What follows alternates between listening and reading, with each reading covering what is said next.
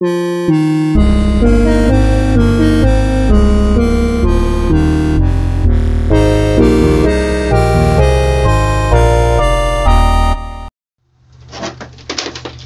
Nintendo Entertainment System, 1991 to 1996. Nintendo 64, 1996 to 2001. Nintendo GameCube, 2001 to 2006. And the Wii here launched in 2006, and it's now 2011.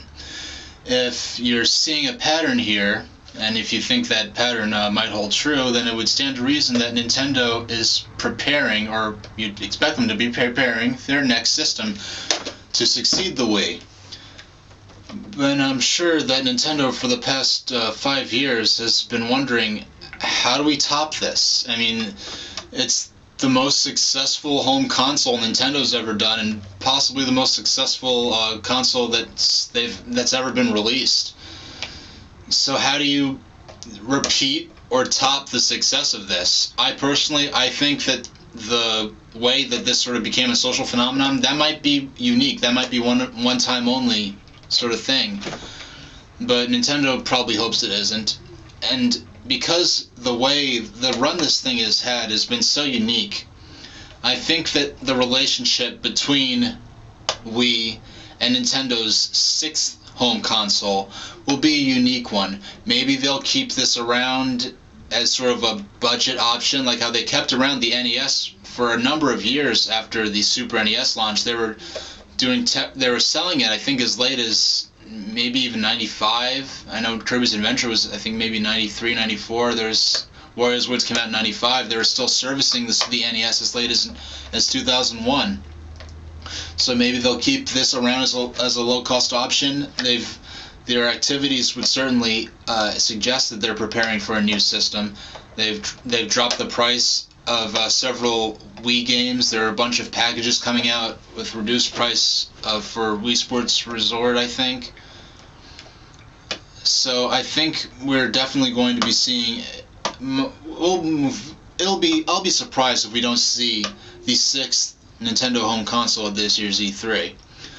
Now, the nature of the system, I think Nintendo wants to keep this around as the low-budget consumer, everyone buy one, everyone play with your family system, whereas for their core, this new system is going to be for them. They're going to be, and with that, I think the price is going to be higher. Obviously, we're seeing reports of the performance being between that of the Xbox 360 and the PlayStation 3. And of course, outputting in HD. It really baffles me. For the last year or two, I've been seeing a lot of people, just talking on boards and stuff, but people in the industry saying, "Oh, Wii HD Nintendo needs to come out with a Wii with HD." And what they're literally saying is not even. They're basically saying that Nintendo should just put HD output on the existing Wii and calling it a day and making, "Oh, it's the Wii HD, it puts out in HD now, aren't you all happy?" And that's not how Nintendo rolls. And plus, putting HD output on this thing would sort of like be like putting nitrous oxide in a Model T. It's not necessary. Nintendo made the decision in 2006 to not include HD output on this to reduce the cost, and that strategy worked. They were able to put out a cheaper system and make more profit, and people didn't care enough about HD that they weren't able to get the penetration they wanted, and this thing certainly has penetrated. Now HD is more common. People want HD output. It's not a high-end feature anymore. Any TV you get now is going to be able to display HD visuals. So, of course, naturally, and Nintendo likes having nice graphics. People since about the DS, Nintendo's had a reputation of sacrificing graphics for innovation, or as some would say, for gimmicks. Like they care more about gimmicks or innovation than having the best graphics available. Nintendo likes having nice graphics on their systems. And actually, if you look at the history of the home console cycles, the Wii was the first home console that was the least powerful at the time it came out, pretty much. Like the NES, that was at the time, it was one of the selling points was its graphics. The Super NES, that wasn't the least powerful system out at the time. The Nintendo 64, that was more powerful than the PlayStation 1. And my phone is ringing. Hopefully I can edit this out. Nintendo likes having nice graphics, but the thing is, they won't price the system outside of their strategy of what they want to price it for, just for the sake of having the best graphics available. And business-wise, that paid off with the Wii, even though it got criticized for having poor graphics in the competition. That's not what the most of the world cared about with the last generation. They're going to be coming out with a system with graphics, according to reports, between that of the 360 and the PS3. I expected a marginally more powerful than the Xbox 360. I think the difference, if anything, between the 360 graphics and the Nintendo 6 system, it'll be like the difference between the GameCube and the Wii. It's like you could see a difference. The graphics will be comparable to the 360 at any rate, which will be a considerable increase over that of the Wii. And what else do I have to say about it? Rumors. Well, I believe Miyamoto acknowledged that the project within Nintendo is being called Nintendo. It's being codenamed Cafe, which goes there's a long history of odd Nintendo codenames. The Game Boy Advance was Atlantis. The GameCube was Dolphin. The Game Boy Micro was Oxygen. The Wii was obviously Revolution. So Cafe, it's just as random as anything. I seriously doubt. And no, the Nintendo DS was also Nitro. And if you look at the code names on these systems, they often reflect what the codename was. For example, the Wii is model number RVL001. The GameCube was DOL001 for Dolphin.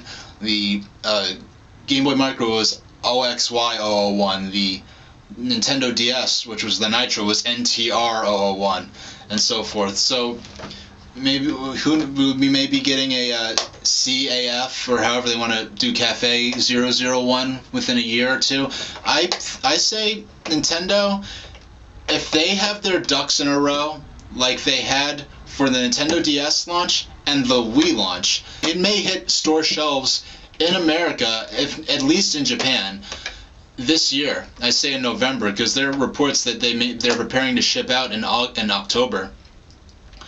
If not October, if not this year, definitely early by this time, within a year from when I'm posting this video. I think we'll definitely see this 6th Nintendo console on store shelves. What's the big gimmick, the big thing that is being reported? There's a fake image going out. I guarantee, I would put money on that being fake, of course, but they're saying that the controller will have a touch screen. Will have a screen. I don't remember if they said it was a touch screen. I'd expect it to be a touch screen being on the controller, the touch screen being, of course, an input interface. A touch screen on the controller. If there's a touch screen on the controller, I'd hope it would be a multi-touch controller. And when I think a touch screen on the controller, what I'm thinking is a controller held in both hands once again. I'd imagine they'd be motion control, and I'd sort of dismiss that, but the funny thing is, what I heard was that the controller can be set on top of the television set and used as a sensor bar for the Wii Remote's pointer. And that is so odd that it almost have to be true, because if I was going to craft a rumor about the Nintendo's new system, the last thing I'd think of was for the controller to serve as a sensor bar for the Wii Remote of the previous console. And Wii's facing backwards the whole time. Probably doesn't look too aesthetically pleasing. And as far as the controller goes, because the controllers are wireless, I think we may see as something where the controllers, where the Wii Remote with Motion Plus might be the standard controller for certain games for the 6th generation Nintendo console. And as far as Zelda goes, the fact that we could be seeing a new Nintendo console this year at E3, whereas the new Zelda isn't even out yet, that makes me think that Skyward Sword should have came out at least Skyward Sword possibly should have came out last year. Twilight Princess was both the swan song for the GameCube and the launch game for the Wii. And whereas it looks like Skyward Sword is going to be sort of the last hurrah for the Wii, which is a shame, because if Skyward Sword with Wii Motion Plus controls, if that had come out, if that had been a launch game for the Wii, I think it would have set the precedent that the Wii's motion control system could handle in-depth adventures and not just Waggle-Fest minigames. Because when it's Twilight Princess, the controller shaking, that was basically a sub-in for a button press.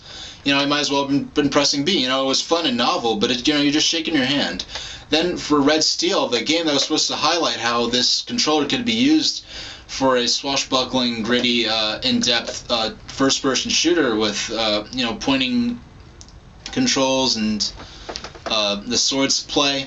When Red Steel turned out to be a disappointment, I think it really gave a lot of people the impression that the Wii's controller couldn't handle traditional games, and to a certain extent that was true. A lot of games, WarioWare Smooth Moves, the moves would have been a lot smoother if Wii Motion Plus had been there. Wii Motion Plus would have made WarioWare 10 times a better game than what shipped.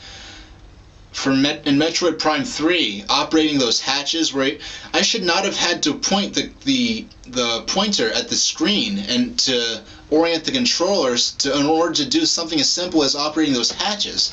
That's why Motion Plus should have been in there from the beginning, even if it made the controller cost like 20 more bucks. But the hindsight is 2020. But I think really when people first saw the Wii remote, like the traditional gamers, they were expecting the Wii Motion Plus experience. And that's not what they got with the standard controller. Yes, and a lot of games made great use of the motion controller. Like the pointing, that worked well, even though you had to point precisely at the screen. It's funny how at first, pointing at the screen was seen as an advance. And then when Motion Plus came around, it was sort of seen as an upgrade not to have to point at the screen. It's like you just hold the remote up instead of, you don't have to point, you just hold it up and you don't even have to point at the screen anymore, when they were attempting to just demonstrate Skyward Sword at E3 2010. It's interesting that they're going back to, apparently, if these touchscreen controllers are to be believed, I'd imagine you'd be holding it in both hands, and in that sense, I'd imagine it's sort of going back to here. So they'd maybe be certain games where you are using the freehand controller of the Wii once again. The biggest thing Nintendo has to change for the successor to the Wii, they have to communicate better. Nintendo has to communicate to the third parties and let them know, yes, put your hardcore games on our system. Don't just put your chintzy mini games on our system and then complain when our top string games outsell yours and then say we're hogging the market. They have to really reach out to the third parties and say, yes, put all your traditional games that appear, the sorts of games that appear on the 360 and PS3, they're welcome on our system. We're the system of variety. We're the system of inclusion. And the reason Wii wasn't able to hold up to that so much, it's not just because they're the kiddie system or they're the casual system, and the hardcore gamers, aren't welcome. It's not that so much as that a lot of the darker, grittier, more expensive games are better suited to a higher performance system than what the Wii was capable of offering. It was difficult to do an uncompromised port of a 360 or PS3 game for the Wii. They had to often build it from scratch, build it with a lower performance system in mind. The same reason why Nintendo DS didn't get a lot of M&T rated games or a lot of those sort of games you'd see on the PSP, for instance, which got Grand Theft Auto Liberty City Stories, whereas the DS, they didn't water down Chinatown Wars. They didn't water it down at any rate. It was an excellent game. But they had to reimagine it. They had to rebuild it. They had to make it for Nintendo system in mind, and in doing so, it took a performance hit of what could have otherwise been done. Not that better graphics would have made Chinatown Wars better, but the same people who are that made a lot of the same gamers who make Grand Theft Auto 4 such a big success on the HD home consoles are the same people who will look at Chinatown Wars on the DS and say, look at this. What's this pixelated crap? I'm not playing that. And looking at some of the stuff that they're putting out on the Wii in Japan, I'm going to make a bold prediction. I think Nintendo, what we're going to see from Nintendo on the 6th Nintendo home console will be unprecedented and unexpected from a Nintendo home console. I think we'll be seeing radically different things from Nintendo than what we're used to. We're going to see, Super Mario, a new Pokemon, a new Zelda.